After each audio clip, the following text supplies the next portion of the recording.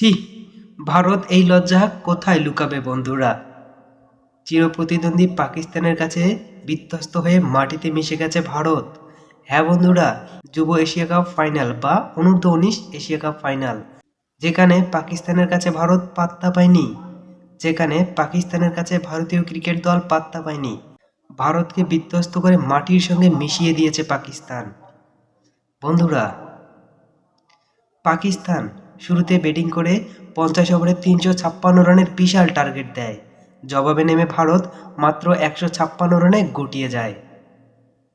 পাকিস্তানি বোলিংদের সামনে ভারতীয় ব্যাটাররা দাঁড়াতে পারেনি, ভারতীয় আইপিএল তারকারা দাঁড়াতে পারেনি পাকিস্তানি বোলারদের সামনে, পাকিস্তানি ব্যাটারদের সামনে। অভিনন্দন পাকিস্তান দলকে, যুব অভিনন্দন, অনেক অনেক অভিনন্দন পাকিস্তানকে।